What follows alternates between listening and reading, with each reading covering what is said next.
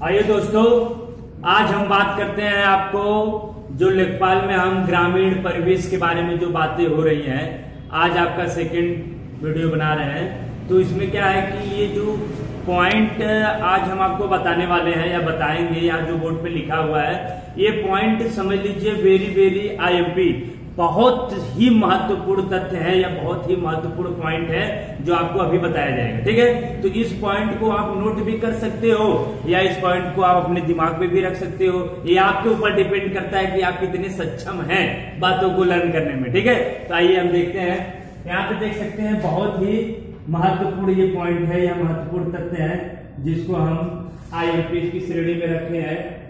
IMP point की श्रेणी में हम इसको रखे हैं दोस्तों। ठीक है, आईएमपी पॉइंट, इसमें सबसे पहला जो पॉइंट है यहाँ पे आप देख सकते हैं। यहाँ पे सबसे पहला जो पॉइंट आपका है कि भारत, देखिए भारत में जो प्रथम विश्वविद्यालय, यहाँ पे देखिएगा दोस्तों, प्रथम विश्वविद्यालय पूछा गया है सवाल कि प्रथम विश्वविद्यालय कब खुला। तो यहाँ पे आप देख सकते हैं 1960 में, और कहाँ पे खोला गया था? पंतनगर में। सबसे पहले अगर पूछा जाए कि सर्वप्रथम कहाँ पे खोला गया था और किस सन में खोला गया, तो आपका सवाल रहेगा कि सबसे पहले जो प्रथम विश्वविद्यालय हुआ कहाँ पे खोला गया था? पंतनगर में सन 1960 में खोला गया था। ये आपका सवाल का जवाब रहेगा, समझ रहे कि नहीं। लेकिन वर्तमान में अगर पूछा जाएगा तो वर्तमान में आपका पंतनगर से हट करके कहां पर आ गया? इस समय उत्तराखंड में आ गया। आइए देखते हैं, नीचे देखिए, यहाँ पे पंतनगर है, ये पॉइंट है आपकी क्वेश्चन की पॉइंट। ठीक है, पंतनगर में खोला गया, आप देखिए खोला गया था। अगर यही सवाल अभी हम आपको बताए हैं कि अगर सवाल पूछा जाए वर्तमान में कहाँ है, तो आपके सवाल के जवाब रहेंगे कि वर्तमान में आपको कहाँ पे खोला गया? उत्तराखंड में है। यहाँ पे देख लीजिए बाबू, कहाँ पे है? उत्तराखंड में। ठीक है, ये आपके सवाल के जवाब है। यानी कि एक पॉइंट में आपके 3 सवाल हैं, एक पॉइंट में आपके 3 सवाल हैं। आइए देखते हैं कैसे सवाल बनाए जाएंगे। आपसे पूछ दिया जाए कि भैया जी कहा, किस नगर में सबसे पहले प्रथम विश्वविद्यालय भारत में खोला गया, और एग्रीकल्चर का पूछेगा, कृषि का। ठीक है दोस्तों, समझ रहे कि नहीं। तो आपका पहला सवाल हो जाएगा, और दूसरा सवाल हो जाएगा कि किस सन में खोला गया था। ठीक है, और तीसरा सवाल हो जाएगा कि वर्तमान में कहां पर है। समझ रहे कि नहीं। यानी कि हम कहें एक पॉइंट में 3 पॉइंट क्वेश्चन बनने की संभावना होती है, क्योंकि यूपीएससी जो है कि क्वेश्चन बनाएगी, कब क्या बना सकती है इसका कोई गारंटी नहीं लिया है कि नहीं। अगर जो कह रहा है कि हम गारंटी ले रहे हैं, तो फिर तो आप समझ सकते हैं कि कितने लोग गारंटी लेते हैं, फिर क्या होता है, आप मतलब खुद सक्षम है यार। आइए हम बात करते हैं, अगले पॉइंट की बात करते हैं। तो अगला पॉइंट यहाँ देख सकते हैं, नोट में हम आपको लिखे, ये नोट का सवाल आपका एसएससी में भी पूछा गया है, स्टोनो में भी पूछा गया है। ठीक है ना, यहाँ पे पूछा गया है कि वर्तमान में, देख सकते हैं, वर्तमान में जो है कि कुल टोटल पूछा गया था।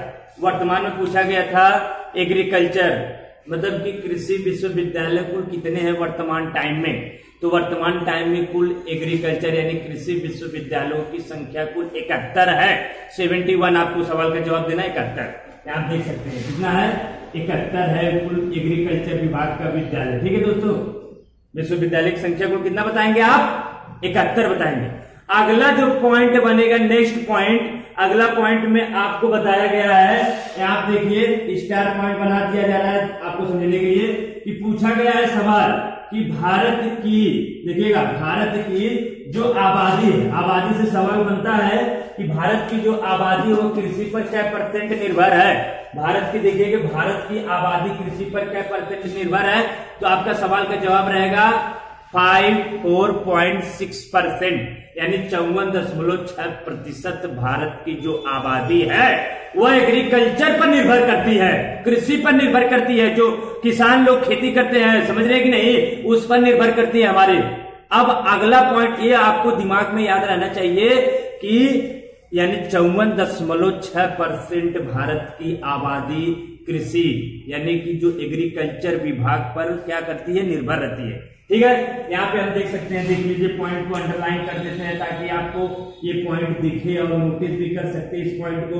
ठीक है, यहाँ पे 54.6% भारत की जो है कि आबादी का है एग्रीकल्चर, यहाँ देख रहे हैं कृषि पर निर्भर है, समझ रहे कि नहीं।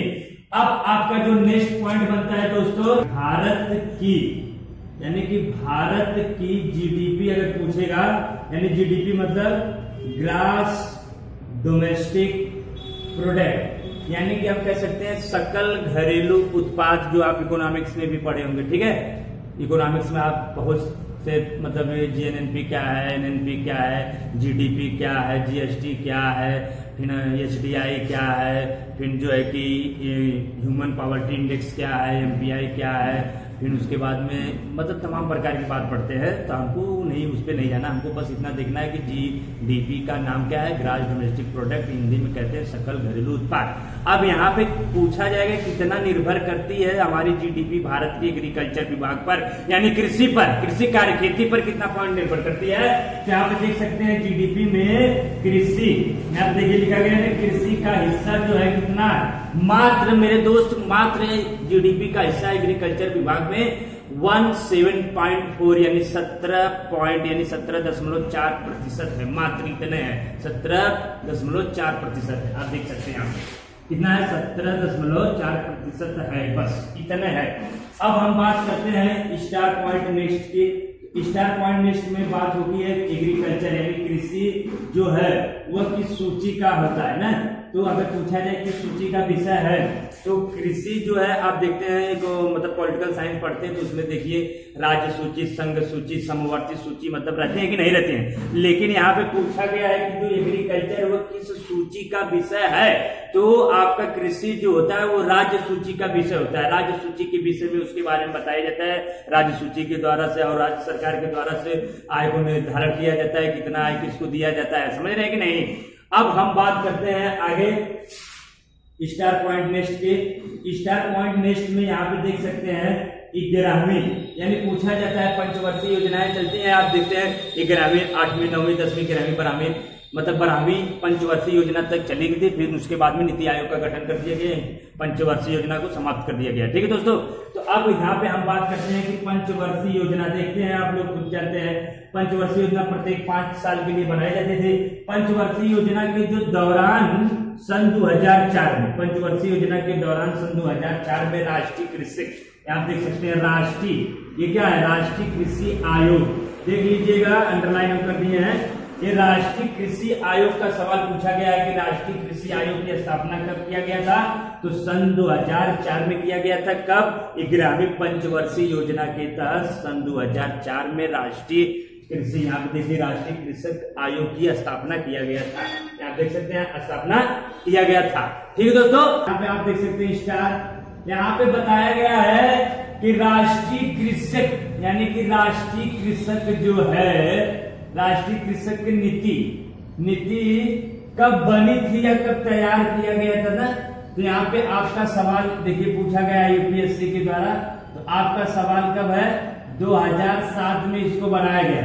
यानी कि जो हम कह सकते हैं कि राष्ट्रीय कृषि नीति, जो नीति होता है, जैसे आप देखते हैं जो योजनाएं चलाई जाती है, नीति आयोग होता है, नीति आयोग होता है कि नहीं होता है, जैसे पंचवर्षीय योजना भी इसके पहले हम बताए हैं। तो अब जो नीति आयोग जो चलाया गया, स्टार्ट किया गया, वो कब से स्टार्ट किया गया या कब से बनी, तो 2007 में ये बनी थी।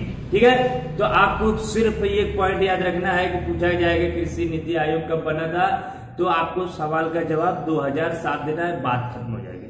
आगे पॉइंट की बात करेंगे, यहाँ पे स्टार पॉइंट की बात होगी, तो आगे स्टार पॉइंट आप देख सकते हैं कि कहा गया है कि भारतीय कृषि अनुसंधान की बात हो रही है। किसकी बात हो रही है, भारतीय कृषि अनुसंधान के बारे में बात हो रही है कि भारतीय कृषि अनुसंधान यानी परिषद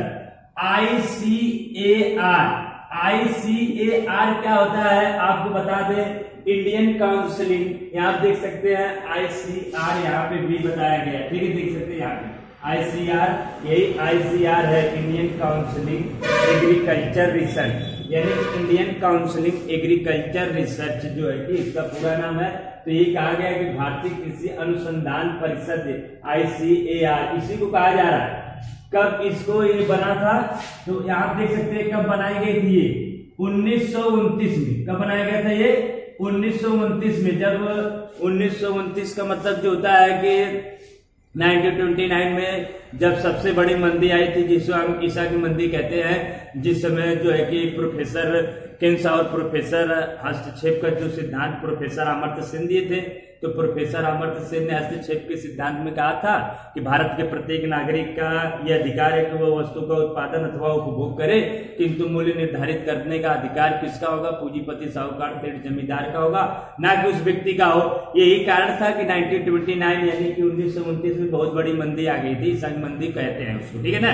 तो इसके बारे में बहुत सी बातें हैं, बस हमको बस इतना समझना 1929 हमारे दिमाग में ये बात फिट हो जानी चाहिए, बस समझ रहे कि नहीं। तो अगर सवाल पूछा जाए भारतीय कृषि अनुसंधान परिषद ICAR, इंडियन, यहाँ देखिए हम बता दें इंडियन काउंसिलिंग एग्रीकल्चर रिसर्च कब बना था बाबू, 1929 में बना था। आपको यही बताना है 1929 में बनाया गया था, ठीक है। अब 1929 में बना था, तो यहाँ पे सवाल ये पूछा गया था कि इसका मुख्यालय क्या पूछा गया था, इसका मुख्यालय पूछा गया था। इसको इरेज कर देते हैं, इसका कोई मतलब नहीं है। इसका मुख्यालय कहां पर है, देख सकते हैं इसका मुख्यालय, तो मुख्यालय कहां पे है, दिल्ली में है। किसका मुख्यालय कहां है, दिल्ली में। ICAR का जो 1929 में बने उसका मुख्यालय कहां पर है, दिल्ली में। कहां पे है, दिल्ली में। अब यहाँ पे हम बात कर सकते हैं स्टार पॉइंट नेक्स्ट की बात होगी। स्टार पॉइंट नेक्स्ट में तो फिर ICAR यानी Indian counselling of agriculture research, यहाँ पे नाम भी हम आपको लिखे हैं, देख सकते हैं यहाँ पे फुल नेम भी लिखा गया है। देखिए यहाँ पे नाम लिखा हुआ है बाबू, आप देख सकते हैं यहाँ पे Indian counselling of agriculture research, ठीक है। अब यही पूछा गया है कि ICAR का मुख्य कार्य क्या होता है। आप जानते हैं उन्नत कृषि क्या होता है, देखिए यहाँ पे बाबू उन्नत कृषि किसका मुख्य कार्य, ये समझ लीजिए कि ICAR का मुख्य कार्य उन्नत कृषि और पशुपालन का प्रबंध करना। पशुपालन का प्रबंध करना भी ICAR के अंतर्गत उनका मुख्य कार्य यही है, समझ रहे कि नहीं। तो यहाँ पे भी देख सकते हैं आप पशुपालन या पशु प्रबंधक का काम आपका मुख्य किसका है, ICAR का काम, समझ रहे कि नहीं। अब जो स्टार पॉइंट नेक्स्ट बन रही है दोस्तों, ये पॉइंट हमारी लास्ट पॉइंट है। यहाँ पे पॉइंट पूछा गया, देखिए KCC आप जानते हैं किसान क्रेडिट कार्ड। एक देखिए KCC और होता है जिसको किसान कॉल सेंटर कहते हैं, लेकिन ये KCC का मतलब होता है किसान क्रेडिट कार्ड, ये KCC है, समझ रहे कि नहीं।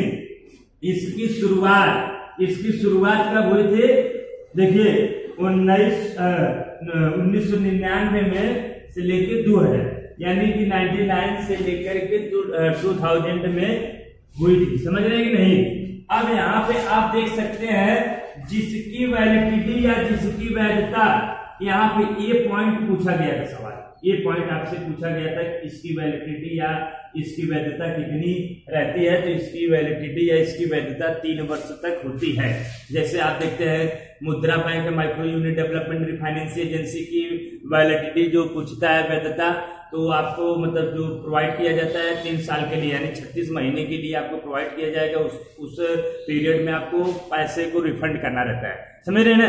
तो वही यहाँ पे वैधता बताया गया है कि KCC यानी किसान, ये किसान कार्ड क्रेडिट है, किसान कॉल सेंटर वाला मत समझ लीजिएगा, समझ रहे हैं कि नहीं। या आप किसान कॉल सेंटर का नंबर भी देखिए, आपको जो इसके पहले लेखपाल का एग्जाम हुआ था उसमें पूछा था, समझ रहे हैं ना।